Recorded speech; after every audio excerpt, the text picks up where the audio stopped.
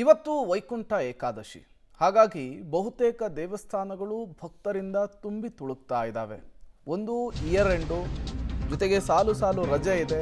ಅದರ ನಡುವೆ ವೈಕುಂಠ ಏಕಾದಶಿ ಬಂದಿರುವಂತಹ ಹಿನ್ನೆಲೆಯಲ್ಲಿ ಬಹುತೇಕ ದೇವಸ್ಥಾನಗಳು ಭರ್ತಿಯಾಗಿರುವಂಥದ್ದು. ದೇಗುಲದಲ್ಲಿ ಬೆಳಗ್ಗೆ 4 ಗಂಟೆಯಿಂದಲೇ ವಿಶೇಷ ಪೂಜೆ ನಡೀತಾ ಇದೆ. ಎಲ್ಲ ದೇವಾಲಯಗಳಲ್ಲೂ ಕೂಡ ವೈಕುಂಠ ದ್ವಾರ ಓಪನ್ ಆಗಿದೆ. ವೈಕುಂಠ ದ್ವಾರದ ಮೂಲಕ ದರ್ಶನವನ್ನು ಭಕ್ತರು ಪಡಿತಾ ಇದ್ದಾರೆ. ವರ್ಷದಲ್ಲಿ ಬರುವಂತಹ 24 ಏಕಾದಶಿಗಳು ವೈಕುಂಠ ಏಕಾದಶಿಗೆ ಅದರದ್ದೇ ಆದಂತಹ ವಿಶೇಷ ಮಹತ್ವ ಇದೆ. ಈ ದಿನ ವೈಕುಂಠ ದ್ವಾರ ತೆರೆಯುತ್ತೆ ಎನ್ನುವಂತಹ ನಂಬಿಕೆ ಭಕ್ತರಲ್ಲಿರುತ್ತೆ.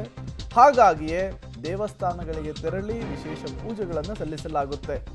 ಬೆಳಗ್ಗೆ 4 ಗಂಟೆಯಿಂದಲೇ ದೇವಾಲಯಗಳು ಜನರಿಂದ ತುಂಬಿ ತುಳುಕ್ತಾ ಇರುವಂಥದ್ದು ನೀವು ಕೂಡ ದೃಶ್ಯವನ್ನು ಗಮನಿಸ್ತಾ ಇದ್ದೀರಿ.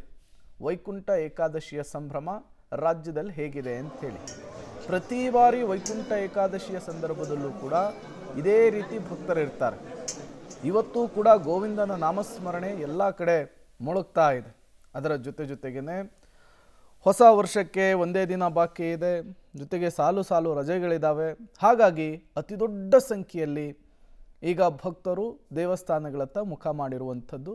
ಇವತ್ತು ಇಡೀ ದಿನ ಇದೇ ರೀತಿ ಜನರಿಂದ ದೇವಾಲಯಗಳು ತುಂಬಿ ತುಳುಕ್ತಾ ಇರ್ತವೆ. ವೈಕುಂಠ ದ್ವಾರ ಓಪನ್ ಆಗುತ್ತೆ. ಈ ಸಂದರ್ಭದಲ್ಲಿ ಬೇಡಿಕೊಂಡಂತಹ ಬೇಡಿಕೆಗಳೆಲ್ಲವೂ ಕೂಡ ಈಡೇರುತ್ತೆ ಅನ್ನುವಂಥದ್ದು ನಂಬಿಕೆ.